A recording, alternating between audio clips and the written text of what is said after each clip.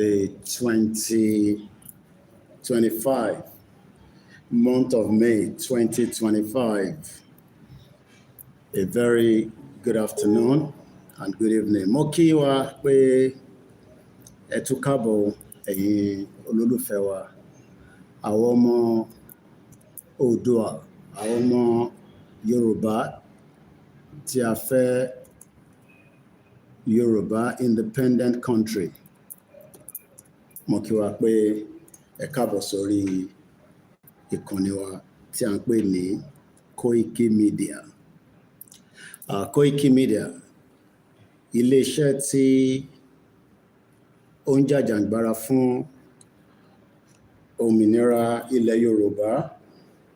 Mo kí gbogbo wa pé ẹ káàbọ̀ lẹ́ẹ̀kan sí. Bí mo ti ṣe ń kí wa, náà ni mò ń kí gbogbo ọmọ Yorùbá àtẹni tó ń bẹ nílé àtọmọ Yorùbá tó ń bẹ ní diaspora. Mo kí wa pé ẹ káàbọ̀ lẹ́ẹ̀kan sí.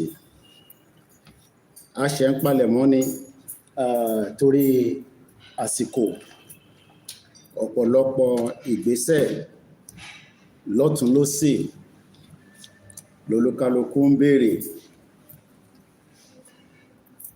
Àwọn kan tẹ́ ń sọ pé àbí wọ́n ń parọ́ ni, àbí kò ní rí bẹ́ẹ̀, àbó máa rí bẹ́ẹ̀. Nǹkan kan tó máa ń dá mi lójú ni pé àwọn tí wọ́n jẹ́ àwọn bàbá wa, wọn ò ní sọ̀rọ̀ kó tún náà wọ́n sọ bẹ́ẹ̀. So mo kẹ́yìn ọmọ Yorùbá, àwa tí ọkàn wa balẹ̀ lórí tí a gbé dání, tí a dẹ̀ yíṣẹ́ padà pẹ̀lú gbogbo akitiyan wa. Bí ẹ bá wo àkọlé ètò yìí, torí àìtí bẹ̀rẹ̀, a ṣì ń warm up ni, but I am running with time. Torí àwọn oríṣiríṣi ìgbésẹ̀ lọ́tùn lósì, àwọn tá ń bá ṣe engagement behind the scene. Èmi náà ni wọn ní fẹ́ lómi ṣe mí. So mo kí wa lẹ́ẹ̀kan sí. Bí ẹ ṣe ń wọlé, in tí ó ṣe pàtàkì tó ṣe kókó, òun ni pé kí ẹ̀yin tí ẹ ń gbọ́ wa ní gbogbo ibi tí Ọlọ́run bá ti ní kẹ́ máa gbọ́ wa, kí ẹ bá wa pín ètò yẹn kó lè dé gbogbo ibi tó yẹ kó dé. Torí ewu tó ti wà nínú ilé kò ní kúrò níbẹ̀ tá a bá ti gbé ìgbésẹ̀. Òun náà ni ìgbésẹ̀ tí bàbá wa Professor Akíntóyè tí wọ́n fi ń bá gbogbo wa sọ̀rọ̀ pé kí gbogbo wa ká lọ máa gbáradì. Gbogbo ọmọ Yorùbá tó bá ń sọ fún yín pé kò ní sí rally, ẹ lọ sọ fún wọn pé kó tutù ẹ̀ dànù. Rally máa wáyé. Àmọ́ ẹni tó máa pàṣẹ rally yẹn, òun náà ni bàbá wa Professor Adébánjí Akíntóyè tí gbogbo wa mọ̀ sí the Emeritus Professor. He has and he will be the only authentic, organic individual tó máa fún wa ní the go-ahead, the whistle, and what will eventually become official Yoruba Nation 2025 mega rally. Kàkà kí àwọn èèyàn máa lọ múra sílẹ̀, ọ̀pọ̀lọpọ̀ àwọn èèyàn ń wo àsìkò, wọ́n ń wo ọjọ́, bóyá ó ń bọ̀ àbí kò ní dé. Bàbá 90 years old kò ní sọ̀rọ̀ kó má rí bẹ́ẹ̀. Bàbá wa olóyè ọmọ Adéyẹmọ ní sọ̀rọ̀ kó má mú ọ̀rọ̀ ìṣe. Àwa mídíà tá ń sọ̀rọ̀ tí à ń fi ohùn wọn sọ̀rọ̀, àwa ò ní sọ̀rọ̀ ká tún wá yí ohùn padà. ó ṣe wọ̀. Ọ̀pọ̀lọpọ̀ oríṣiríṣi làwọn èèyàn sọ. Àwọn olóṣèlú wọ́n ti bẹ̀rẹ̀ campaign wọn fully, just like bí àwa náà ṣe máa bẹ̀rẹ̀ rally wa láìpẹ́ láì jìnnà lágbára Ọlọ́run. Orúkọ mi ni Ọláyọmí Kóìkì. Mo ti sọ fún yín pé whether I am live or not, iṣẹ́ ń tẹ̀síwájú. A ní láti wá ṣàlàyé fẹ́nì kankan iṣẹ́ tó ń tẹ̀síwájú. Èyí tí wọ́n bá mọ̀ lásìkò tí ó bá yẹ kó lọ ṣe, òun ni kí wọ́n náà máa lọ ṣe. Mo dúpẹ́ lọ́wọ́ gbogbo ẹ̀yin tí ẹ ń fi ààbò Yorùbá nation ní gbogbo ìpínlẹ̀ yín tí ẹ kí torí pé ọ̀pọ̀lọpọ̀ àwọn ènìyàn wọ́n ní iyèméjì. Ẹni tó bá dẹ̀ gbérin àjò kan dání tó bá ti lè ní iyèméjì, you are already a failure.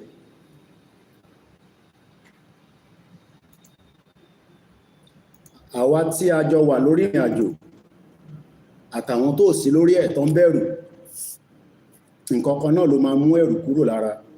So mo kí yín pé ẹ káàbọ̀ sí the Sunday broadcast lórí ìkànnì wa tí à ń pè ní Koiki Media. Mo dúpẹ́ lọ́wọ́ àwọn tó jẹ́ wa fún akitiyan iṣẹ́ tó ń ṣe, látara pé ibi tí àwa ọmọ ìran ọmọ aládé ta wà, ibẹ̀ kọ́ la wà lénìí. Òun ló wá ń jẹ́ kí wọ́n máa sáré pé ká lè dá dúró gẹ́gẹ́ bí country tiwa. Kò ń ṣe gbogbo èèyàn ló máa gbà fún wọn, kò dẹ̀ ń ṣe gbogbo èèyàn ló máa gbàgbọ́ pé ká dá dúró fún ìdí kan àbí ìdí kejì. Ìntẹ́fẹ́ béèrè, ìntẹ́fẹ́ mọ̀, ẹ̀ ń kánjú ni.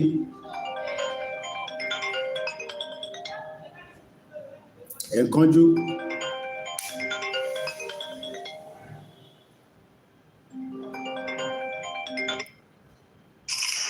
Mo ti wà lórí program. Sorry later. Ojú ń kan yín ni, ẹ̀yin má kánjú.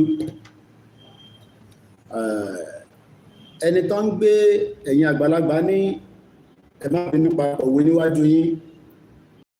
Ẹni tó ń gbéyàwó bọ̀ wá bá tó ń garùn, ìbí inú ilé náà rẹjọ máa gbé, òun lọ̀rọ̀ tó wà nílẹ̀. Ọ̀rọ̀ táwọn gbé dání ẹ̀tọ́ wa ni. In tó bá dẹ̀ ti jẹ́ ẹ̀tọ́ ènìyàn, kò sẹ́ni tó lè gbà lọ́wọ́ yín, àmọ́ tẹ́yin bá fi sílẹ̀ pé kó gbà kúrò lọ́wọ́ yín. Wọ́n kó wa papọ̀, àwọn kọ́ ló máa fún wa lẹ́tọ̀ọ́ wa. Àwa la mọ̀ pé ẹ̀tọ́ wa nìkan ta fẹ́ gbà yìí. So mo kí bàbá wa Professor Adébánjí Akíntóyè for his very powerful guide pé kílẹ̀ Yorùbá kó dá dúró. Ọ̀pọ̀lọpọ̀ ń dúró de ohun yẹn, àmọ́ ohun yẹn ń jáde díẹ̀díẹ̀, but ẹ̀ ń dúró de ọjọ́ kù, kò ní pẹ́ bí bàbá wa ṣe sọ. How prepared are you pé kí ilẹ̀ Yorùbá dúró? Àtẹni tó ń gbé lókè òkun, àtẹni tó ń gbé nílé, ìkọ̀kan náà ni gbogbo àjọ fẹ́. Òun náà ni pé kílẹ̀ Yorùbá kó dá dúró gẹ́gẹ́ bí country, àwa ìran ọmọ aládé. Àwọn tó ń ṣòṣèlú náà dáwọ́ dúró látara pé àwọn náà sì fẹ́ kí Nàìjíríà coexist. Ó wá jẹ́ pé àwa àti àwa ń béèrè fún kí ilẹ̀ Yorùbá dá dúró. Àwọn olóṣèlú ń béèrè pé kí Nàìjíríà ṣì máa exist. Ó wá pẹ̀lú tó máa win láàrin àwa méjèèjì. Lára àwa tájọ́ ń ṣe Yorùbá nation, lára àwa náà ti lọ rí, tọ́lọ́run ti pè, lára àwọn olóṣèlú náà ti lọ. So ó ti fi hàn pé bí nǹkan bá ń fi kú dẹ́rù bà wá, kò ń ṣe lásìkò yìí mọ́. In tó bá ti lè mọ̀, tá ti lè mọ̀ pé dájúdájú ẹ̀mí tó ń bẹ lára wa yìí fúngbà díẹ̀ ni, ó ti di dandan pé láàrin àwa àtàwọn olóṣèlú tó ń sọ̀rọ̀ 2027 àtàwa tá ń fẹ́ independent country tiwa, ká dá dúró, ká ní ó máa gbéfe. Ó kù sọ́wọ́ ẹ̀mí lọ́wọ́, ó kù sọ́wọ́ wọ lọ́wọ́. Kò ń ṣiṣẹ́ bàbá Akíntóyè nìkan, kò ń ṣiṣẹ́ YSDL. Gbogbo oríṣiríṣi lolúkálukú ń sọ látara pé à ń wo ọ̀nà wo ló fẹ́ gbà jáde. Ọ̀nà tó fẹ́ gbà jáde yẹn lẹ fẹ́ béèrè. Mo ní ojú ń kan wa ni, ẹ̀yin túbọ̀ ṣe sùúrù. Sùúrù tá a sọ yẹn kò ní pẹ́ bí bàbá ṣe sọ. Àwọn kan tẹ̀ ń doubt pé ṣé tá bá gba ìlú yìí, ǹjẹ́ kò ń ṣe pa tó máa kó sọ́wọ́ àwọn tó ṣe ìṣòro tẹ́lẹ̀. Gbogbo ẹ̀ náà ló ń dórí desk wa, àmọ́ ká tẹ̀síwájú nítorí àsìkò. Mo sọ fún yín pé kò tíì débẹ̀, ó kù díẹ̀ ni. Mo kí gbogbo ẹ̀yin ìyá wa tẹ́ ń pè mí lẹ́yìn, ẹ̀yin bàbá. Kódà ní gbogbo bí tí wọ́n ti ṣe meeting in the last 72 hours ní gbogbo ìpínlẹ̀, ẹ̀yin tẹ́ láǹfààní tẹ́rí wa bá sọ̀rọ̀, mo kí yín. Ẹ̀yin tẹ́ láǹfààní àti rí wa bá sọ̀rọ̀, kò ń ṣe dandan. Èmi kọ́ lẹ̀ ń ṣiṣẹ́ fún, ara wa la jọ ń ṣiṣẹ́ fún ni. Kí ó bá dá náà ni, àmọ́ ẹ fẹ́ ohùn pé Kóìkí ohùn ẹ gbọ́dọ̀ máa jáde lójoojúmọ́. Mo ti sọ tẹ́lẹ̀ pé àwọn àsìkò máa kọ́ wà, kò lè jẹ́ ojoojúmọ́. Nígbà tásìkò bá tó, èyí tó bá jẹ́ pé ká jẹ́ kẹ́ gbọ́, àwa sọ fún yín. Wọ́n ti fún wa lọ́jọ́, à ń dúró patiently. Bẹ́ẹ̀ ṣe ń dúró, àwa náà ń dúró. Àmọ́ akíkanjú bàbá wa méjèèjì tí gbogbo gbà, I am in close contact with them. And all I can say is that we are forging ahead with no planned change. That's all I can tell you. Mo mọ̀ pé òun wò mí, òun yín mú. Mo mọ̀ pé òun wò mí, òfin wo ọ̀nà yẹn. Mo kí ní gbogbo Áfíríkà. Mo kí àwọn ìyàwó mi, mo kí àwọn ọmọ Oòduà.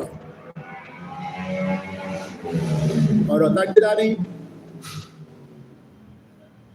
it's not about me anymore. Ẹ ti fi àjẹ́ ọmọ Yorùbá, àwọn ọmọ ọ̀ràn ọmọ aládé, àwọn ọmọ Oòduà. Ẹ ti confuse wọn, ẹ ti parọ́ fún wọn. And we have been able to give them the last hope. The last hope tó kù ni pé kólúkálukú lọ múra sílẹ̀, ká lọ prepare torí a máa gba country wa. Èmi ò ní ever doubt it.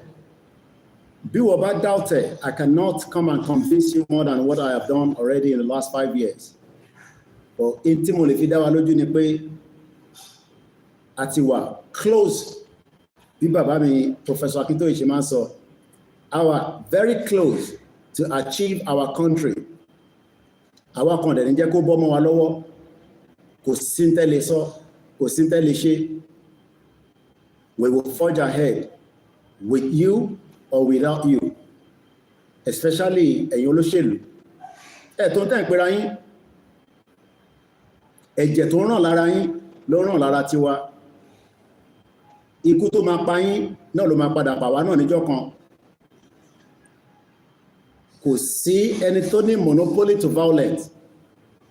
Ìyẹn la ṣe ń sọ pé this movement has remained a non-violent. Rally máa dé o, má doubt it. Rally máa dé. Bàbá wa ti sọ̀rọ̀ bọ̀wọ̀ fọjọ́. Mo gbé interview yẹn, gbogbo iná lẹ ti gbọ́. I don't have to play it again. Mo kí àwọn tí wọ́n lọ bá bàbá, bí wọ́n kú iṣẹ́ takuntakun, ìyẹn Dr. Coker àti brother mi tí wọ́n lọ ṣe agbẹnusọ̀rọ̀ fún àyẹ̀wò àbí interview fún professor. Wọ́n bi bàbá pé bàbá ìjọ ògùn ní rally yẹn máa dé. Bàbá ní rally yẹn máa dé bí olè tó fẹ́ wọlé lóru ni. Bọ̀ kò ń sọ̀rọ̀ rally nìkan là ń sọ yìí. À ń sọ̀rọ̀ the point tí Yorùbá bá fi lè declare country wọn out of Nigeria. Ó ti ṣẹlẹ̀ rí, àmọ́ kò ń ṣe tí wọ́n ń tà lọ́jà.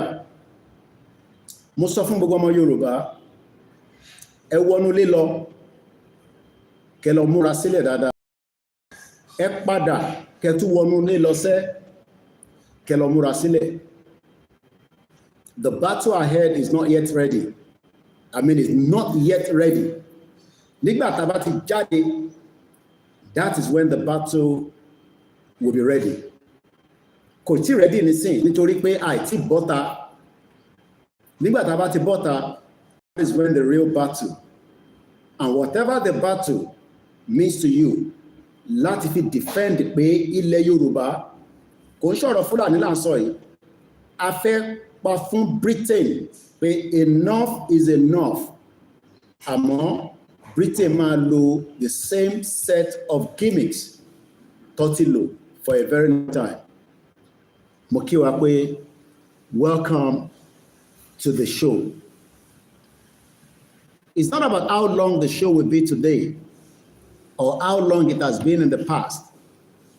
What matters is that Igbo fẹ́ gbalẹ̀ mọ́ yín lọ́wọ́, Hausa fẹ́ gbalẹ̀ mọ́ yín lọ́wọ́, gbogbo àwọn enemies wa wọ́n ti yí wa ká. We have enemies from all different sides, and they will do whatever they need to do láti make sure pé gbogbo tó máa fi jẹ́ kí Yorùbá ìran aládé àwọn ọmọ Odùduwà independent country wa kó wá sí ìmúṣẹ, wọ́n ní fẹ́ kó wá sí ìmúṣẹ. And that is where the battle between us and them. Ilẹ̀ ìpínlẹ̀ wa láti máa jáde. Má ní o fẹ́ jáde ní ìpínlẹ̀ mi. Don't bother. Ìpínlẹ̀ tí wọ́n ti ní a máa jáde ló ti máa jáde. You follow instructions. Àkọ́kọ́ gbọ́dọ̀ gba country kẹ́ tó lè máa sọ pé kí ni the next move. Gbogbo alájọ máa ṣe. Ilẹ̀ Yorùbá tóbi tó lè contain gbogbo wa whatever we want to do. Bóyá politics ló fẹ́ ṣe, business ló fẹ́ ṣe, nǹkan kí nǹkan tó bá àwọn tó bá fẹ́ ṣe, òun la máa ṣe. I can assure us that Yoruba will become an independent country. There will be an independent country, and we are getting closer.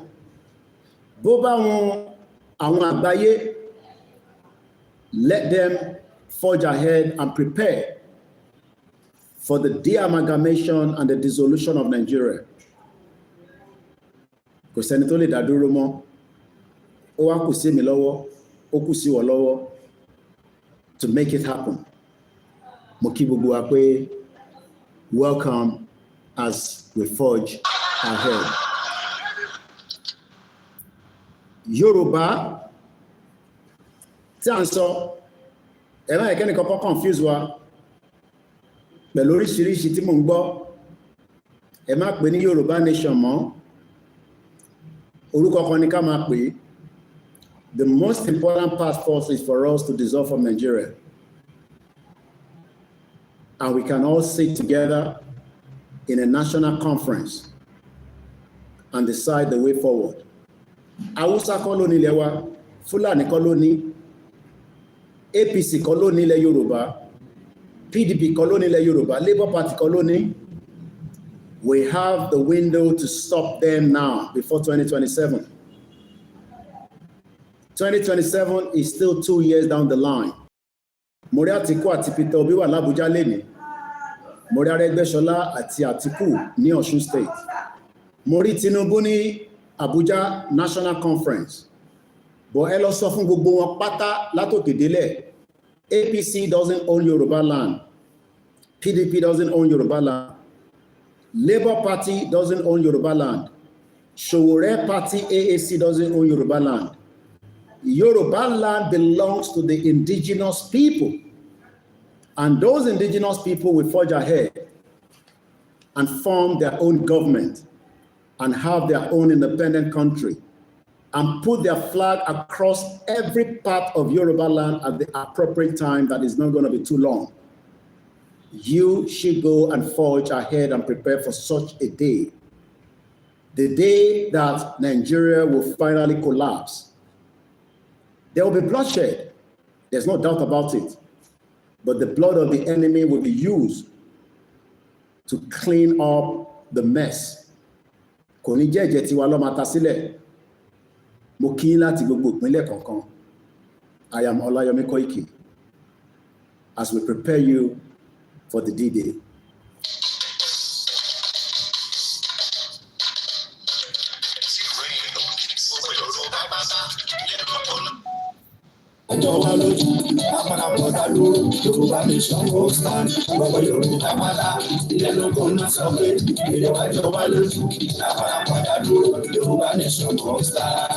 À ń fi àsìkò yìí ṣe ìkéde fún gbogbo ọmọ Yorùbá lápapọ̀ láti gbáradì fún àwọn ìwọ́de tí ń bọ̀ lọ́nà nípa pàtàkì orílẹ̀-èdè Yorùbá Nation àti wípé ìdí tí a fi gbọdọ̀ dá dúró gẹ́gẹ́ bí ìpínlẹ̀ Yorùbá. Ìwọ́de yìí náà ni a máa ṣe káàkiri gbogbo ilẹ̀ káàárọ̀ òjìire bí tí bàbá wa onímọ̀ ẹ̀rọ Emeritus Professor Adébánjí Akíntóyè yóò ṣe olùdarí rẹ̀. Ọdún 2025 yìí náà ni yóò bẹ̀rẹ̀, a sì máa kàn sí wa nípa oṣù àti gbogbo ohun tí a bá fẹ́ mọ̀. Olùkéde Ọláyọmí Kóìkí, agbẹnusọ fún olóyè Sunday Adéyẹmọ Ìgbòho.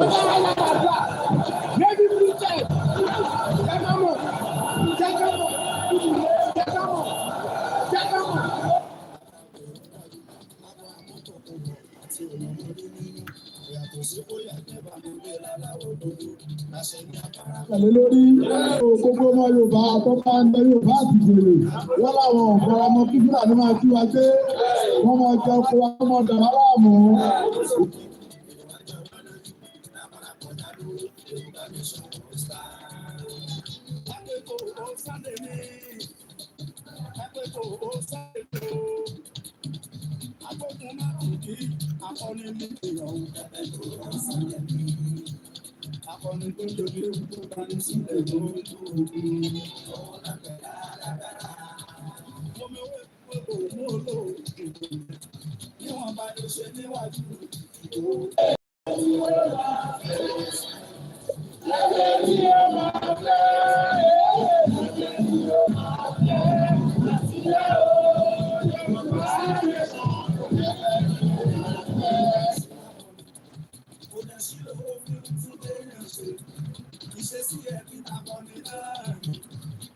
Ẹjẹ́ ajáde ẹ máa bọ́ ń ta ká ṣe kí ni o kàtúyáyá let's come out and showcase ourselves.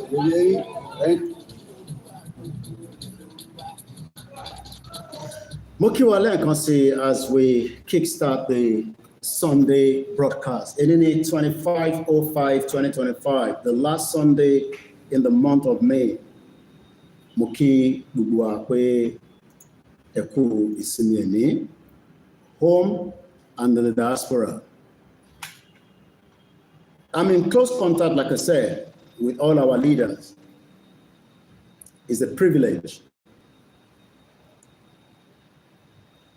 Professor Akintoye spoke to me today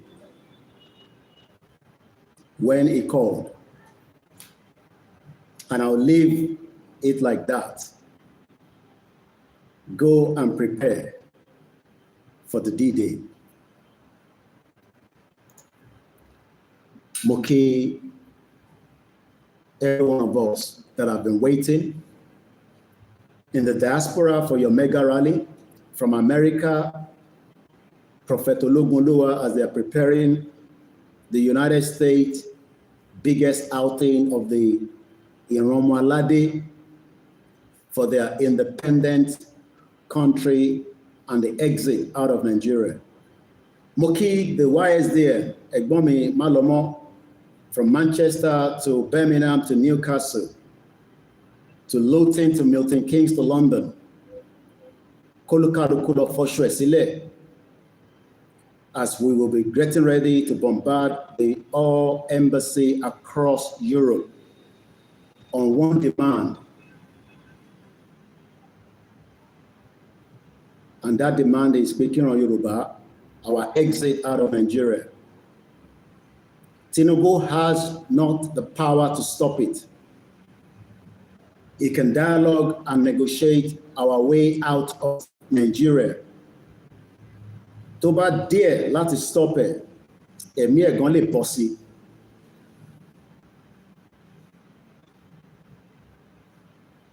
Because àwọn alálẹ̀ máa bá gbogbo wọn jà.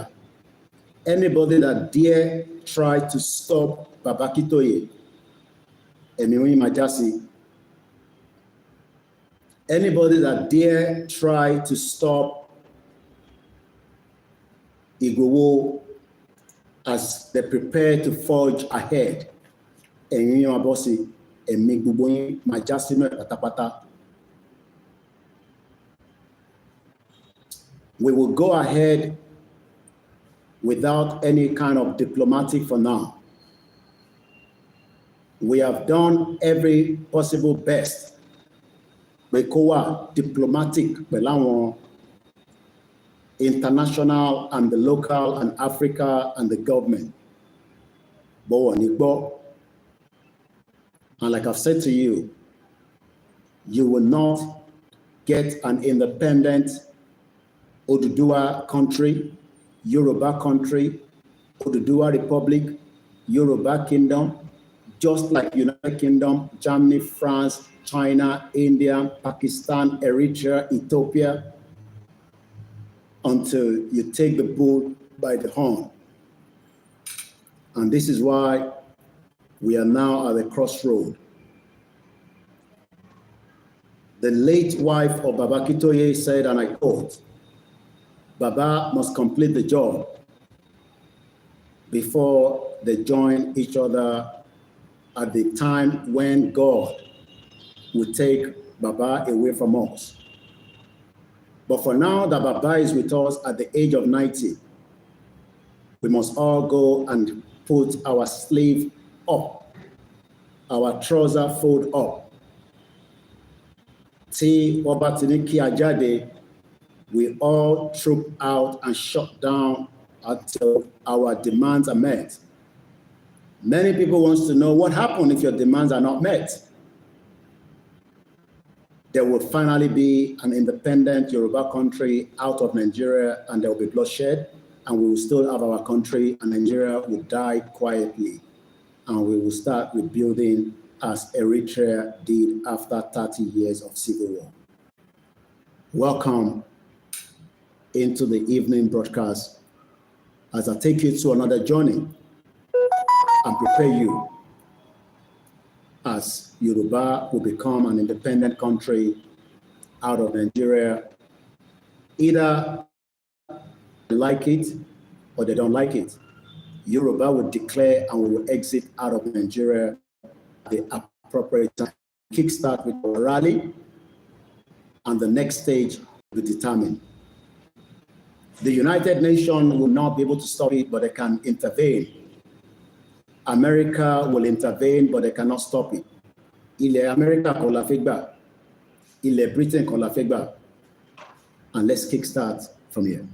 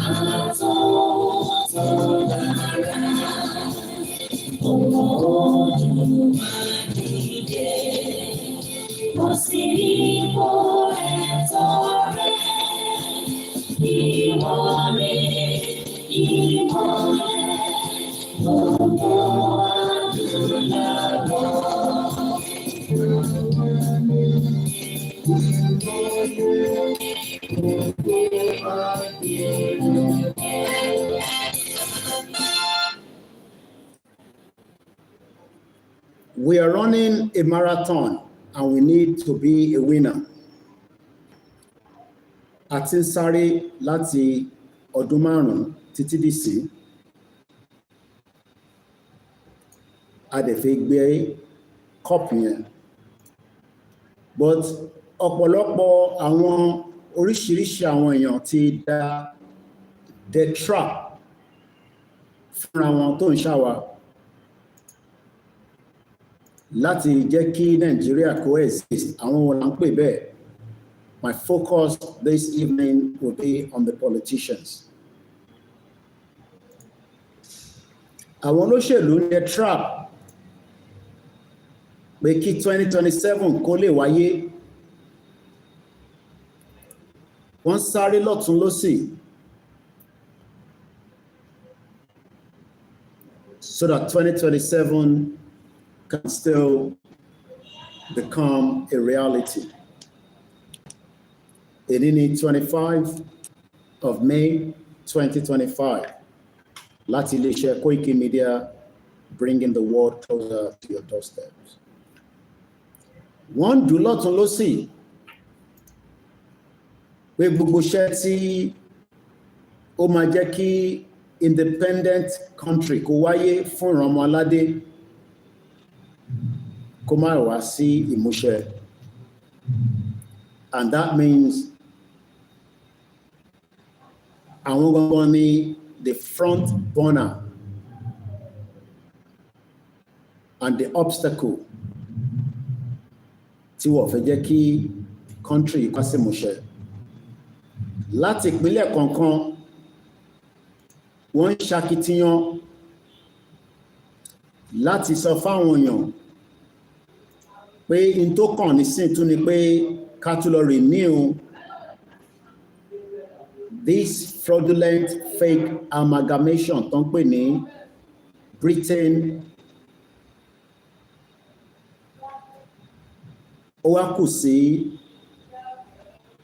àwa tí a ní ànígbà pẹ̀lú wọn láti lọ gbáradì dáadáa. Àwọn olóṣèlú mọ̀ pé wọ́n tó ń tán pera wọn, but in tí wọ́n máa lò òun náà ni security láti threaten gbogbo àwọn ọmọ ìlú pé ẹnikẹ́ni tó bá darapọ̀ mọ́ wọn, táwọn bá gbọ́ pé ó darapọ̀ mọ́ àwọn tí wọ́n pariwo pé wọ́n fẹ́ dá dúró, wọ́n máa wá mú ẹ, wọ́n máa wá gbé ẹ, kódà wá fojú ẹ̀wọ̀n náà wá gbé lọ sí Àbújá. Mo tún sọ fún gbogbo àwọn olóṣèlú wa láti gómìnà ìpínlẹ̀ kankan, láti gómìnà ìpínlẹ̀ kankan, that ní láǹfààní láti sọ fún ọmọ Yorùbá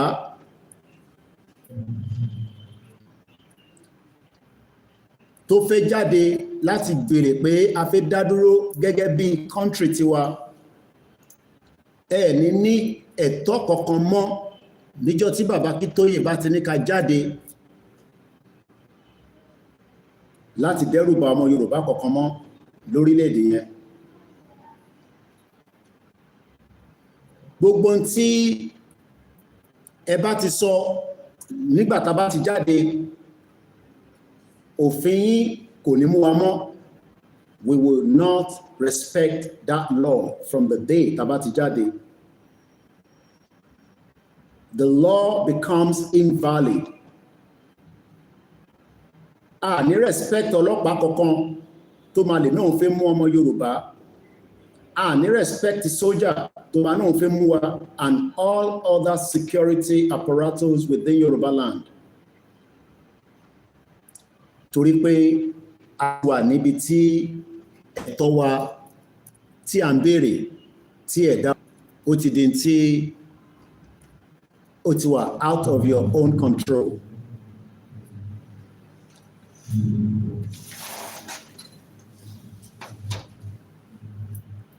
Ẹ sọ fún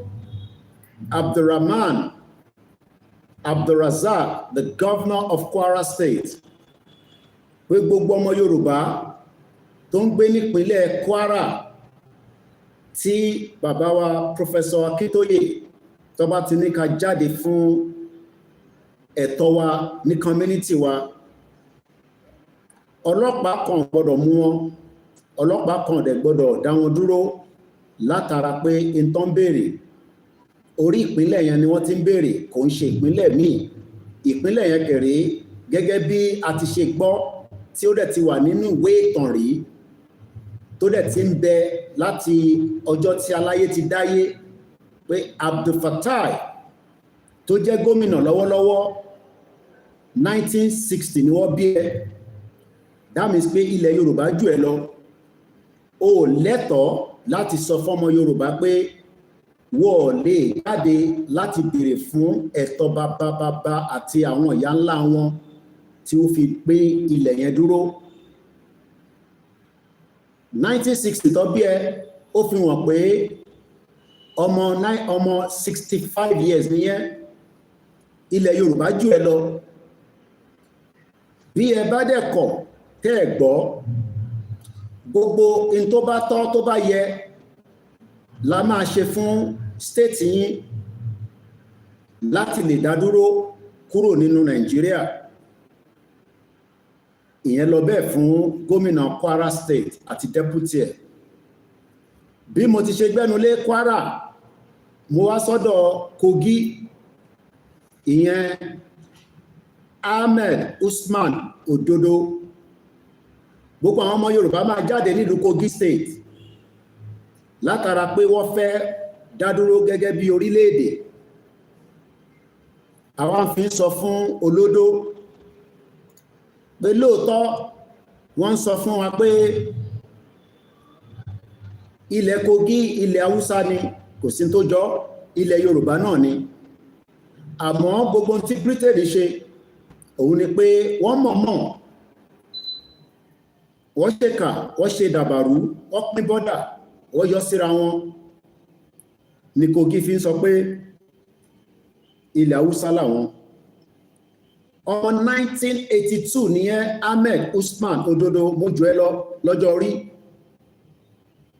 Tí bá pàṣẹ, ó jẹ́ kí àṣẹ mi lè lọ lórí ẹ̀. Àmọ́ in tí mò ń sọ ni pé gbogbo ọmọ Yorùbá o, bí a bá ti jáde ní Kogi State, ẹ lẹ́tọ̀ọ́ kankan mọ́ láti fi ọlọ́pàá, sójà, navy kẹfì ní ẹfẹ́ fi mú ọmọ Yorùbá ọ̀hún. Bó bá ti ṣẹlẹ̀ bẹ́ẹ̀, gbogbo tó bá wọn àwọn ọmọ Yorùbá ní Kogi State wọ́n ní ẹ̀tọ́ láti ṣe, nítorí pé òfin Nàìjíríà à ní tẹ̀lé mọ́ nígbà tá bá ti jáde.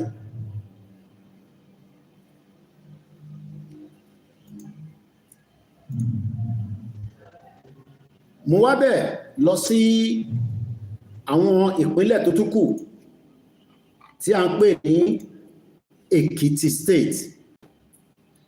Ẹ sọ fún gómìnà tó ń bẹ ní ìlú Èkìtì, ìyẹn gómìnà tó ń bẹ lọ́wọ́lọ́wọ́ nísìnyí tí a mọ̀ sí Bíọ́dún Oyèbánjí, pé àwọn ọmọ Odùduwà, àwọn ọmọ ìran aládé, wọ́n ti dìde pé wọ́n fẹ́ gba ẹ̀tọ́ wọn kúrò lọ́wọ́ Nàìjíríà. Ìwọ wọ́n bí ẹ ní 21st of December 1967. That means pé ọjọ́ orí ò tí ju Nàìjíríà lọ débi pé ó máa jùlẹ̀ Yorùbá lọ. àwọn bàbá tó bí ẹ, àwọn màmá tó bí ẹ, pẹ̀lú àwọn gómìnà tí mo ti dárúkọ tẹ́lẹ̀, ilẹ̀ Yorùbá ju gbogbo yín lọ.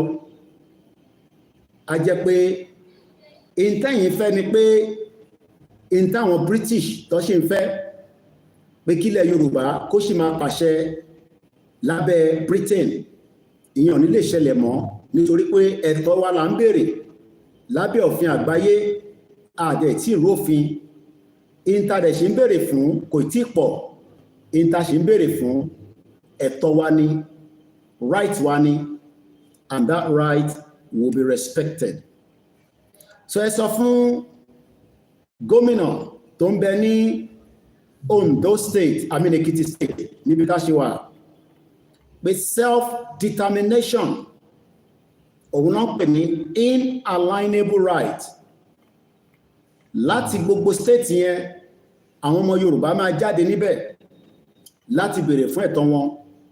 Ẹ̀tọ́ tó ń béèrè fún yìí kò ń ṣe pé láti wá fi ìdàlúrú, àmọ́ bí state yẹn bá lo agbára ẹ̀ lórí àwọn ọmọ Yorùbá, ó ti di dandan pé ọmọ Yorùbá náà máa lo agbára tó bá ní lórí state yẹn, torí pé in tí a gbọ́ nínú ìtàn ó ní pé state yẹn kò kí ń ṣe ilẹ̀ Haúsá, kò ń ṣe ilẹ̀ Ìgbò, ilẹ̀ Yorùbá náà ló ṣì ń pè bẹ̀. Ó dẹ̀ ti di dandan pé kí Abíọ́dún Àbáyọ̀mí Oyèbánjí tó bí ní December 21, 1967 kó mọ̀ dájú pé ilẹ̀ Yorùbá ló ń pè bẹ̀ yẹn o, kò ń ṣe ilẹ̀ Ìgbò, kò ń ṣe ilẹ̀ Haúsá.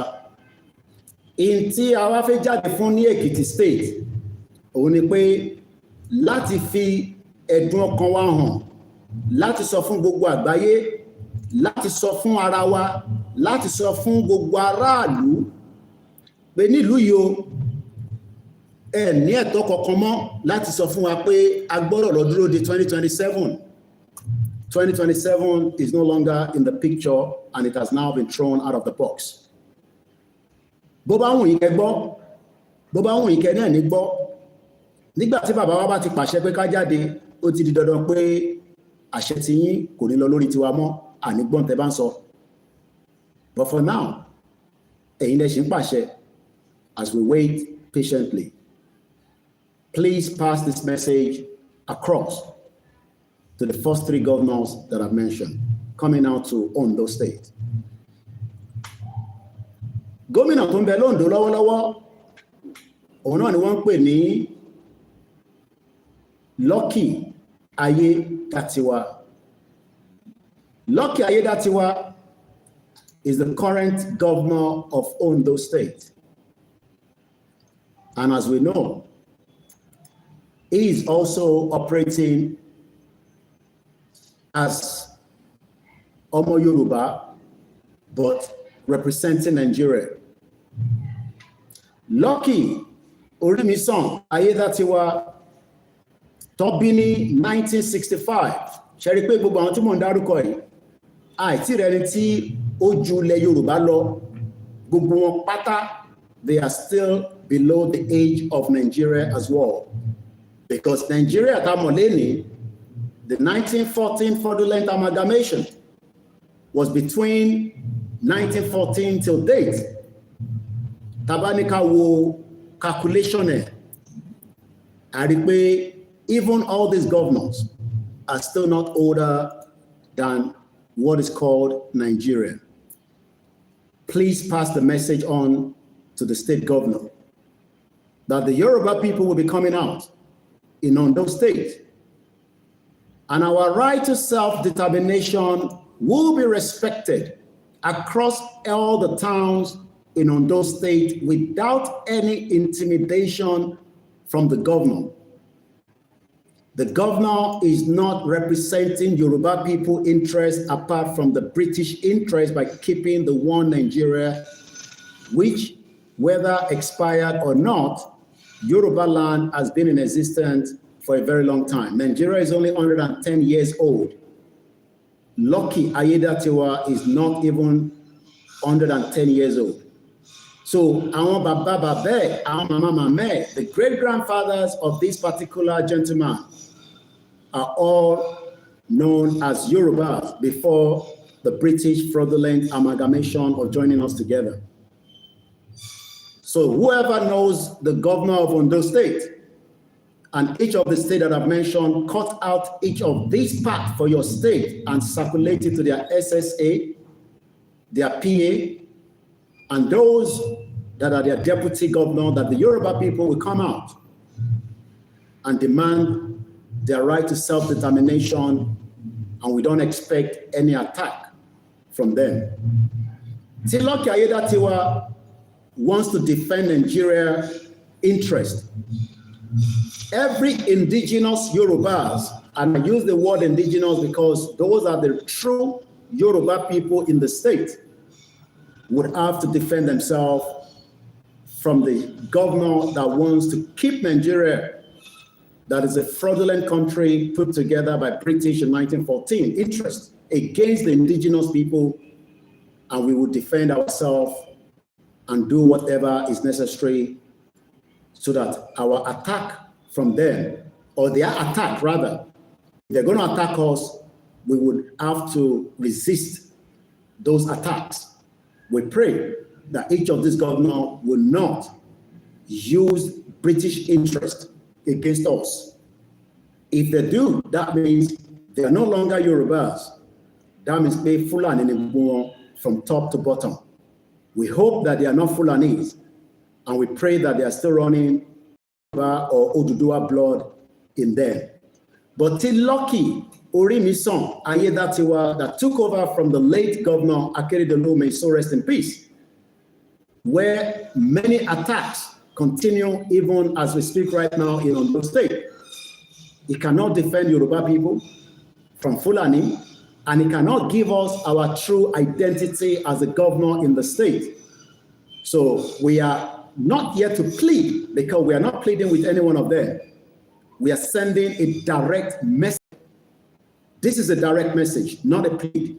You don't plead to get it done from those that wants to keep you together. You send a direct message, and I'm sending a direct message. This message is not coming from Professor Akintoye or Igboho. This message is coming from the Koiki Media platform. Just in case they don't wonder whether this is a message coming from Baba Akintoye. No. I am giving them this message ahead so that it will be in record that I came out on the 25th of May 2025 at exactly 18:23 p.m. local time, just to tell them directly that the Yoruba people will be coming out for a mega rally in 2025 to stop the renewal of the British entity called Nigeria again.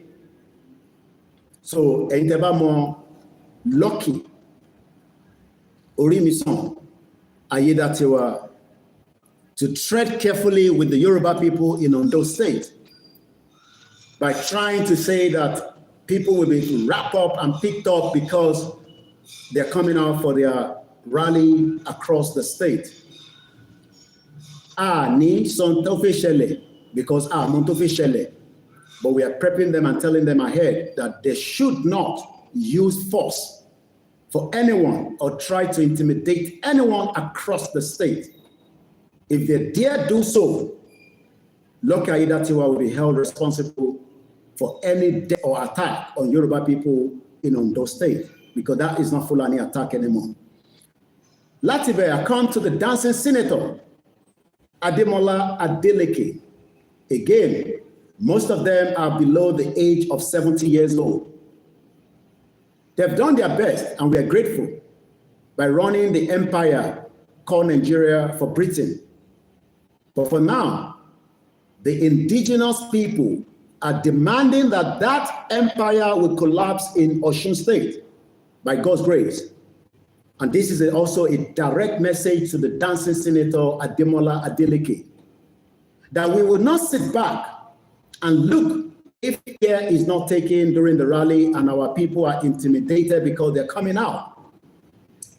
We will do exactly the other way around as well for you, as you have done to us. But I hope we will not get to that stage, because I know you're a dancing senator. You've lived in America, and I believe your children live in America as well. and your nephew, Davido. Davido Adeleke, the singer, passed this message to him to warn his uncle Adeleke not to dare the Yoruba people in Osun State. I mean every word that I'm speaking right here. If Adeleke dare any one of us, I am also using this opportunity to tell Oni of Ife to warn Adeleke. Oni is a Yoruba king and Oduduwa king, or whatever they want to call him. And we love him, we respect him, and we will continue to do so. Koma Jeki Adeleke Danu State Yeru, it can have a big impact, even straight to the palace.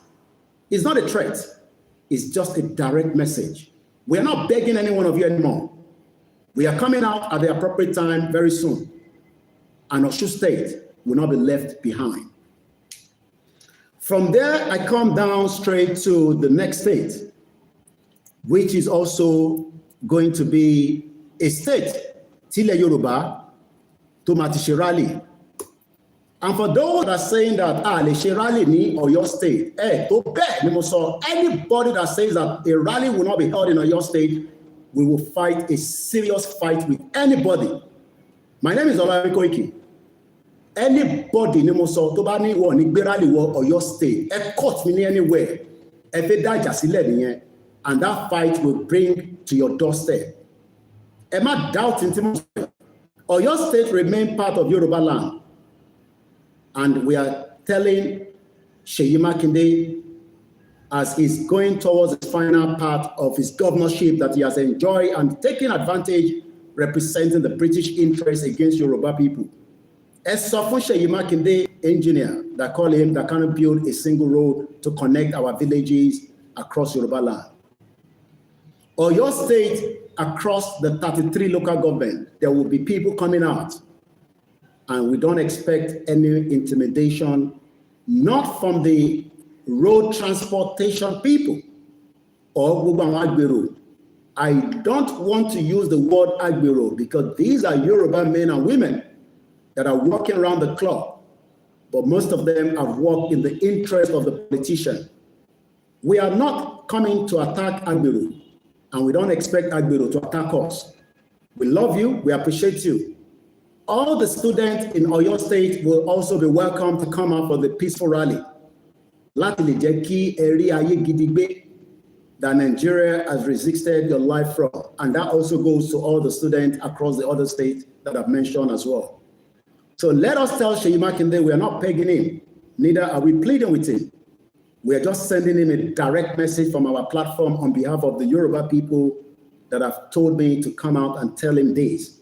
That Ahoma Jade in state, and we don't expect military to start rolling out as if we are in the war, because there's war going on in Sambisa and across every part of Nigeria that we expect the military to have done what they need to do, but they failed to do so. All we are saying right now is that we have come into the conclusion, Awamo Yoruba, Awamo Oduduwa, Awamo Ironwalade, that we do not want to have anything to do anymore with Nigeria. And that means that Nigeria will no longer be able to control the Yoruba people, the indigenous people of the land. Bí mo ṣe ń pass message yẹn sí Ọ̀yọ́, I come back straight to Dabo Abiodun. They call you the prince. There's nothing wrong. And I probably just want to say to the governor of Ogun State, my state, you are going to understand that in the history of Yoruba land or Ijebu, we have never failed to defeat the British. Don't dare to think that you can defend the British interest again in Ogun State.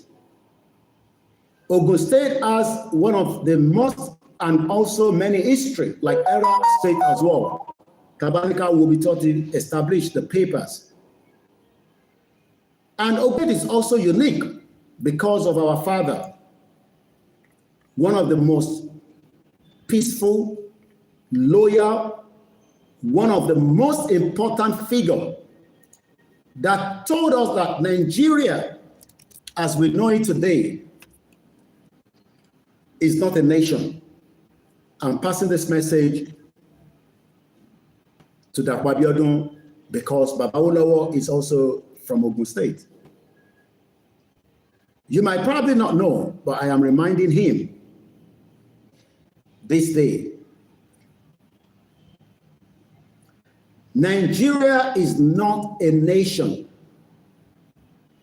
It is a mere geographical expression. That means the indigenous people are ready to take their land back. They are no Nigerians. That means they are Akinse Nigeria. This message is for Dapo Abiodun. In the same sense as they are English, Welsh, or French. The word Nigeria is merely a distinctive appellative to distinguish those who live within the boundaries of Nigeria and those who do not. Anybody that knows the governor of Ogun State that was also born in 1960, everyone born 1960, they are not even older than Nigeria. And yet, they believe that they can renew Nigeria on our behalf. Àsìkò ti tó.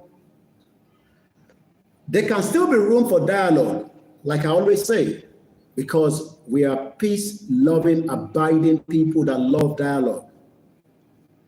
But the dialogue, and you're going to use force from Ogun State to attack those that are coming out for the rally at the appropriate time. What time, I don't know. What day, I have no clue from our leader.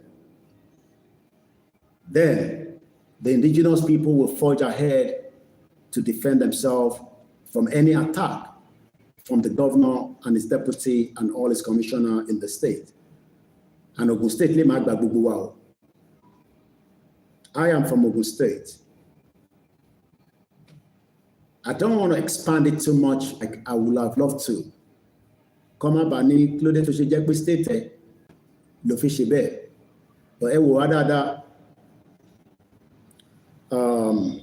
Àwọn ọmọ tí ẹ tọ́jú tẹ́ ń pè ara yín ní Nàìjíríà wọ́n ní kí n sọ fún Governor Dapo Abiodun that we now want to have our independent country. Dapo Abiodun's birthday is this month, 29th of May. He was born. Gemini. Nílé parọ́ mọ́ gbogbo ọmọ kọ̀ọ̀kan débi pé ẹ máa ráyè fi mú ọmọ kọ̀ọ̀kan nínú state yẹn. The peaceful rally will go ahead in Ogun State across every network in the state. Gbogbo ẹ̀yin tẹ́ ń gbé l'Ogun State, tẹ́ ń bẹ̀rù, táyà yín já, Dapo Abiodun will not be able to do anything. This is not NSAS. This is not working towards to remain in Nigeria. We are working towards to exit Nigeria. And if anyone there tries to stop, it will be something to affect them and their generation for a very long time. All the governors that I've mentioned till now. Gbogbo yín ẹ dàgbà tó Nigeria, and you cannot tell us what Baba Awolowo has told us about Nigeria, not to talk about what Professor Adebanji, the emeritus, has told us. We are not going to be violent, but we will not sit back, attack and fold our hands. And this is why this broadcast is a very special one. And this is for Ogun State. Unfortunately, this audio has been break into two. Torí pé mo rántí pa data mi when I was recording, a call came through and disrupted the length of the broadcast. We will try to join it together as quickly as possible after the broadcast. But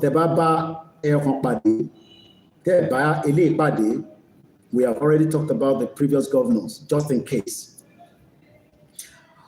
We come to the final part that is Lagos State.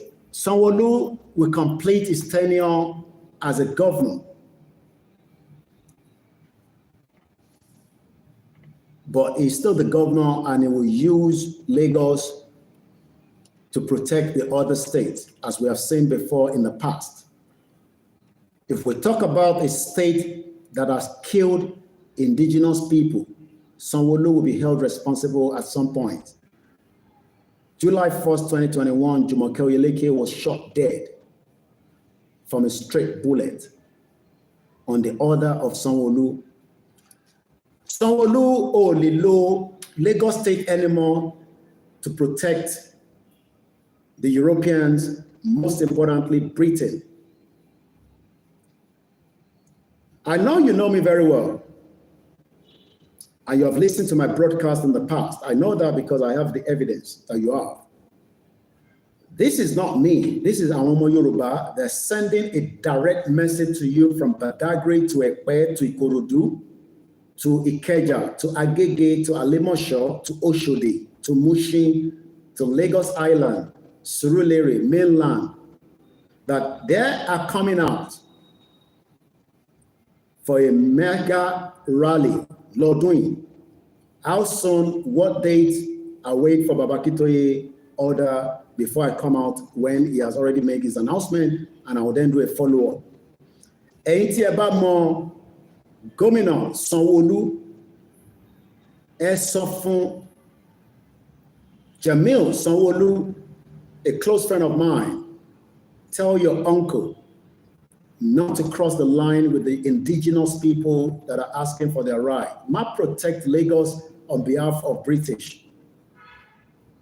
Ma lo Lagos State as the weapon from the Dangote and the BUA and the rest of them and Otedola and those that we know and those that we don't know to fight back. Ma lo H2SO4. We cannot be threatened by that. Ẹ̀yin tẹ́ bá mọ Gómìnà Sanwo-Olu, èyí tó máa ń pè rẹ̀ ní point to finger like that. That the Yoruba people, the indigenous Omo Oduduwa, are now determined, extremely determined, to stop the 1914 amalgamation on our land, and Lagos is part of Yoruba land.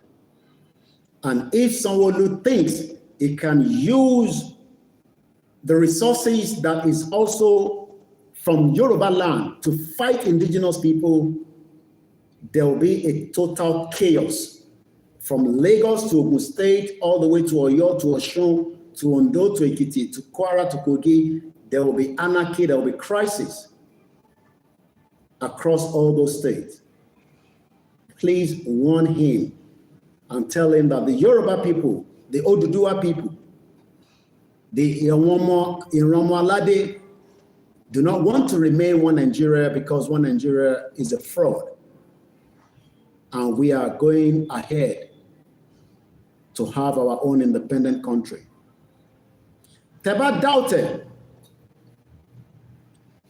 Let me put it back on record. Gbogbo ilẹ̀ nídìílé, Akinshole, as some of you might think, because I've been told by my last broadcast that I'm a boss delaying and all that, that we, some say there's money in your house. After, we're not interested in the money that most of you have kept in the house. The Barok indigenous people, no. But each and every one of you, as this broadcast that I've done in the past, from governors to senator to House of Reps, all your houses and your family houses have all now been marked across Yoruba land by those that needs to know. And we hope that we will not get to a state where things will go rough.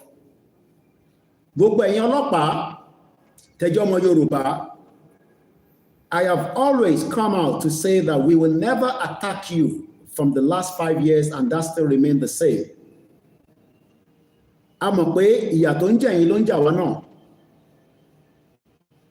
Pain then go through, go through. lẹ fi ń ṣe intense ẹ fi intimidate aráàlú tá bá gbalẹ̀ wa all that will change but tó bá rányàn níṣẹ́ ẹrú àfitọmọjẹ ni ó yẹ yín ìyẹn mo ṣe fi Yorùbá sọ̀rọ̀ mo mọ̀ kó ṣe translate tó bá rányàn níṣẹ́ ẹrú àfitọmọjẹ ni gbogbo àwọn ọmọ tó máa jáde pátá ní gbogbo ìpínlẹ̀ wa ọlọ́pàá kan gbọ́dọ̀ mú ìbọn tí ó wà lọ́wọ́ ẹ̀ bóyá o rò pé bó bá ṣe àní mú ẹ àní rí ẹ máa rántí pé àwọn fámílì ẹ àwọn ọmọ ẹ ìyàwó ẹ gbogbo wọn lọ sí north aláwọn èèyàn wa ní north tó ní láti wálé they would also mark you down. Ẹ má lo weapon fi attack ọmọ Yorùbá tó bá ní kẹ́ jáde kẹ́ wá ṣe. You have the right to remove the uniform because Nigeria will dissolve. Nigeria is going through a very, very last stage of its lifespan. And we still want to make you available. Tabadele Leri, yes, a lot of you will be trained again. But ẹ bá ní ẹ fẹ́ lo interest àwọn governors tí wọ́n máa pàṣẹ fún yín látòkè láti wá fi àtáàkì ọmọ Yorùbá nígbà tá bá jáde fún rally ọmọ Yorùbá would also have no choice to attack you back.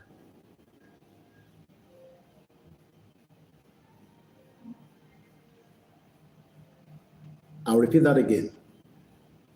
Ẹ̀yin ọlọ́pàá gbogbo ìpínlẹ̀ state wa, we love you, we appreciate you. Àwọn tó jẹ́ Yorùbá ni mò ń bá sọ̀rọ̀ torí àwọn ẹ̀yà tó kù máa ṣe tí wọ́n bá rán wọn àádẹ́ ṣe tó ẹ̀ fáwọn yẹn bọ̀ fẹ́yìn ẹ má ṣe and I'll just leave it like that. My name is Olayomi Koiki, popularly known as Koiki Media, speaking on behalf of millions of Yoruba people that have been oppressed by the British 1914 amalgamation that is going to wind down.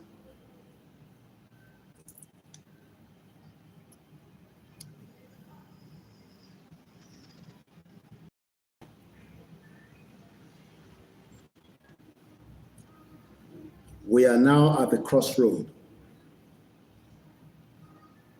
And this crossroad means let everybody go and get ready for when we wait patiently without rushing our father for the D-Day.